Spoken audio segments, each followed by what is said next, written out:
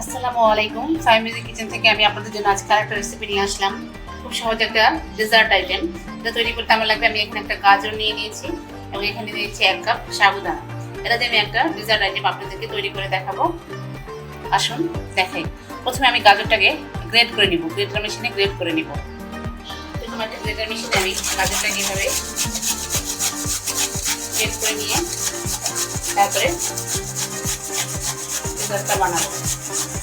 আমি 1 কাপের মতো গাজর নিয়ে নিব, 1 কাপ সাবুদানা এবং 1 কাপ গাজর।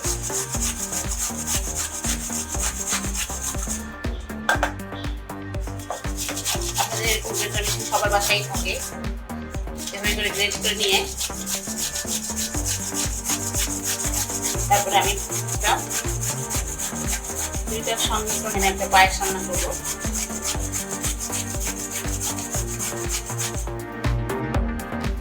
আমি এখানে 1 কাপের মতো গ্রেট করা গাজর নিয়ে নিয়েছি। চলুন আমি রান্নায় ফিরে যাই। সাবুদানাটা আমি একটু ধুয়ে নিচ্ছি। প্রথমেই সাবুদানাটা আমি ধুয়ে নিব।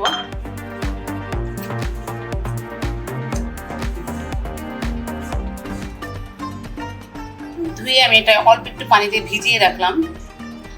এরপরে আমি এটা দিয়ে গাজর দিয়ে একটা ডেজার্ট আইটেম তৈরি করব। চুলে একটা হাঁড়ি বসিয়ে দিয়েছি। দিয়ে দিব 2 চামচ ঘি, 2 চা চামচ ঘি দিয়ে দিলাম। আমি আগে যে গাজরটা গ্রেট করে রেখেছিলাম সেই গাজরটা আমি এই ঘিয়ের ভিতরে ভেজে দিব। দিয়ে দিলাম গাজরটা।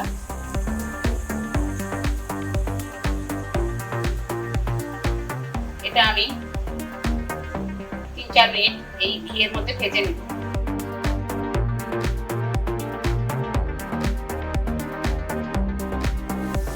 গাজরটা আমার ভাজা হয়ে গেছে। আমি 3-4 মিনিট গাজরটাকে এই ঘিয়ের ভিতরে ভেজে দিলাম। এখন এটা আমি উঠিয়ে নিব। এই হাঁড়ির ভিতরেই আমি দিয়ে দিলাম 2 মগের মতো লিকুইড মিল্ক।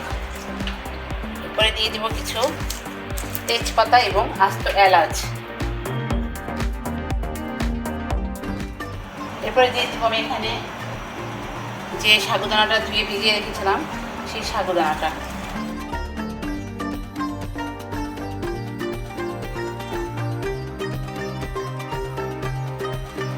সাবুদানাটা সিদ্ধ হওয়া পর্যন্ত আমি রান্না করব। কিছুক্ষণ পরে আমি গাজরটাও মিলিয়ে দিব। আগে আমি সাবুদানাটা কিছুক্ষণ রান্না করে এরপরে আমি গাজরটা মেলাবো।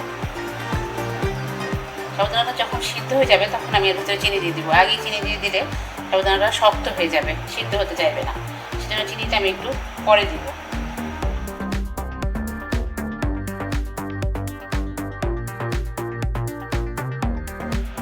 আমি এর মধ্যে দিয়ে দিব একটু বাদাম বাটা। আমি এখানে কিছু কাজু বাদাম বেটে রেখেছিলাম, সেই বাদামটা আমি এই পায়েসের সাথে দিয়ে দিলাম। দিয়ে দিব সামান্য পরিমাণ লবণ।